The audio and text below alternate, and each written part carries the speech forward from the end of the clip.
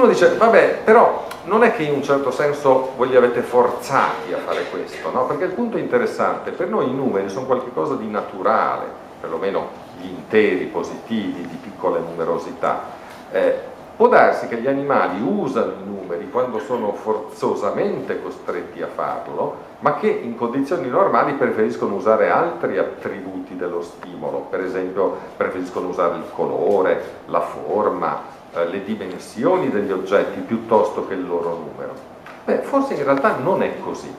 Considerate questo semplice esperimento che abbiamo fatto qualche anno fa.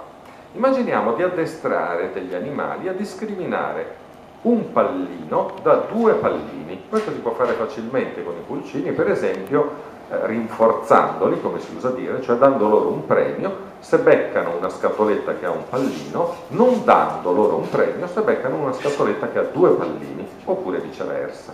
Gli animali imparano molto rapidamente, ma il punto è, cos'è che hanno imparato? Hanno imparato a distinguere uno da due, oppure stanno usando qualche altro criterio? Per esempio potrebbero stimare la quantità di nero e dire becco dove c'è più nero qua o dove c'è meno nero qua, per esempio. Oppure potrebbero usare il perimetro, oppure potrebbero usare la posizione nello spazio di questi dischetti. Allora, una volta che l'animale è imparato, proviamo a fare degli esperimenti di controllo, cioè variamo sistematicamente tutte queste caratteristiche e vediamo cosa succede. Se per esempio voi cambiate a caso la posizione spaziale dell'1 e dei 2 dischetti, gli animali continuano a rispondere perfettamente bene. Se voi fate in modo che l'area sia la stessa, per esempio un trucco per farlo è questo. In un caso la pallina è visibile, tutta intera, in un altro caso è parzialmente coperta da una barretta. Allora qua, vedete, la quantità di rosso è esattamente la stessa, qui e qui, perché è fatto a metà praticamente. Però gli animali sono capaci di discriminare. Oppure potete usare cose più sofisticate, per esempio 2 versus 3 pallini, e poi fare in modo che, oltre a variare la posizione spaziale, variate l'area. Se guardate, l'area di questi 2 pallini qua è un po' più grande di questi qua, questi sono un po' più piccoli. Sono calibrati in maniera tale che la superficie nera è esattamente la stessa qui e qui, ma gli animali continuano a rispondere correttamente.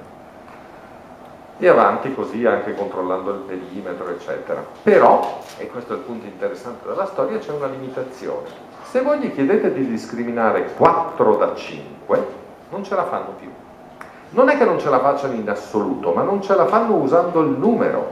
Perché, per esempio, se io faccio 4 pallini messi così a formare una specie di rombo e 5 pallini messi così a fare una specie di pentagono, gli animali imparano a discriminare. Uno dice, come hanno imparato? Fanno la differenza tra 4 pallini e 5? No, perché se io cambio un pochino la forma, come faccio qua, gli animali rispondono completamente a caso. Semplicemente stanno usando la forma, ma non il numero di elementi per la discriminazione, come se ci fossero un limite attorno a 3-4 elementi.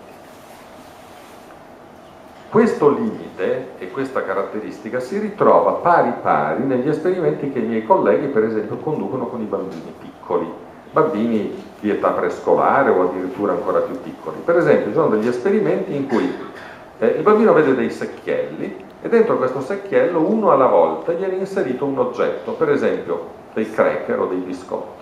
1, 2 e spariscono qua. E poi 1, 2, 3. E poi si guarda dove il bambino va a cercare, con la mano così, proprio a reaching. I bambini ci riescono molto bene, finché arrivate a discriminazione di circa 2, 3, 1, 3, ma quando andate più in là e quando arrivate al 4 non ce la fanno più. Bambini per esempio di 12 mesi non ce la fanno neanche se fate una discriminazione apparentemente molto facile, del tipo 4 versus 0, oppure 6 versus 1. È come se ci fosse un limite intrinseco in questo sistema di discriminazione della numerosità. Nei pulcini succede la stessa cosa. Per esempio, noi abbiamo fatto degli esperimenti in cui loro vedono una alla volta le solite palline, le mamme, che spariscono, per esempio, 3 palline dietro uno schermo e 2 palline dietro l'altro schermo. Poi loro sono liberi di scegliere di andare a cercare la mamma e scelgono correttamente. Fino a che punto può spingersi questa capacità di conteggio elementare? Beh, voi sapete che il concetto di numero è espresso in maniera piena quando voi avete non soltanto un senso della numerosità, ma anche la capacità di fare dell'aritmetica, cioè di fare per esempio le addizioni e le sottrazioni. Sono capaci gli animali di fare le addizioni e le sottrazioni, anche se non hanno etichette verbali per fare questo, anche se non hanno il linguaggio? Beh, la risposta è sì, per le piccole numerosità. Per esempio, dai pulcini come si fa a vedere se sanno fare l'aritmetica? Molto semplice. Li alleviamo con 5 palline, come queste, che corrispondono alle loro mamme. E poi facciamo un esperimento di questo tipo. L'animale sta confinato in una scatoletta trasparente e vede che una mamma si muove e sparisce dietro uno schermo. E poi vede che un'altra mamma si muove e sparisce dietro l'altro schermo. Poi una seconda. Poi una terza. E poi una quarta. A questo punto, se io lo lasciassi libero, so già, perché questi esperimenti sono già stati fatti, e quelli che vi ho descritto prima, che lui andrebbe qua, dove ce n'è di più. Però voglio essere ancora più cattivo, e a questa addizione faccio seguire una sottrazione. Il pulcino rimane qua e vede che una delle mamme ricompare dallo schermo e va a nascondersi dietro l'altro. E poi ancora un'altra mamma riappare e va a nascondersi dietro questo schermo qua. Quindi a questo punto la risposta giusta, dove ci stanno più mamme, è la seguente. Dovete andare lì. Se siete capaci di fare prima la somma e poi la sottrazione. Voi dite, ma siete sicuri che stanno contando? Non è che magari vanno dietro questo schermo qua semplicemente perché è quello in cui hanno visto sparire per l'ultima volta la mamma? Cioè è qualcosa che sta in memoria a breve termine, come diciamo noi, no? Beh, è facile controllare. Per esempio, quando abbiamo 4 e 1, muoviamo una sola pallina nella nuova posizione, così. A questo punto, dov'è che ci stanno più palline? Beh, ce ne stanno di più, di qua. Quindi se l'animale sceglie correttamente, sceglie proprio perché sta contando e non perché sta scegliendo sulla base dell'ultima pallina vista sparire. Bene, pulcini appena nati, poche ore di vita, sono capaci di fare questa cosa qua.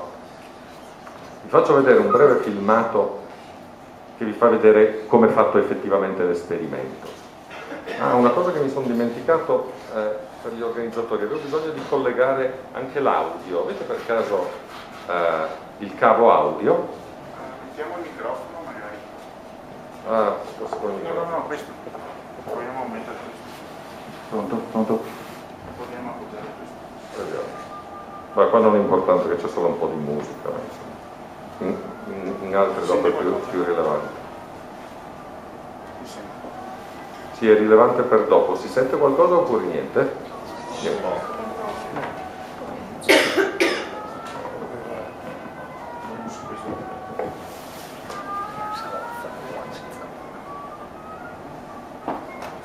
Vabbè, ve lo descriverò a voce, casomai. Qui non importa se tanto solo di vedere la musica di sottofondo ce l'hanno messa la televisione che ha fatto questo servizio.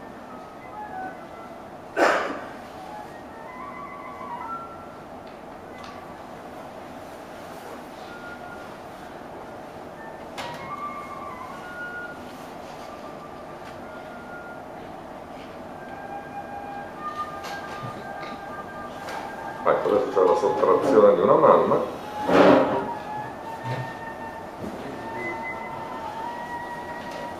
E il pulcino mi ha lasciato libero di cercare. Pensa un po', non sia così facile.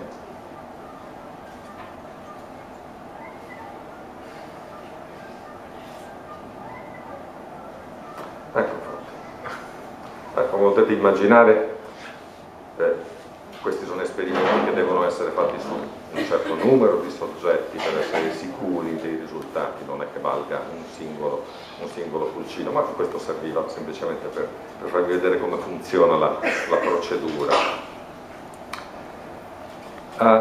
Quindi il punto a cui siamo arrivati fin qua è: c'è un sistema che noi chiamiamo sistema delle piccole numerosità, che comprende gli interi grosso modo da 1 fino a 3 fino a 4, che è disponibile nei neonati piccolissimi, negli animali e che è un sistema di aritmetica precisa nel senso che consente di fare sottrazioni e addizioni elementari, certo, ma in maniera precisa. Gli animali sanno fare 2 meno 1, sanno fare 3 meno 1, sanno fare 3 meno 2, fino a circa 3-4 elementi, 3-4 unità.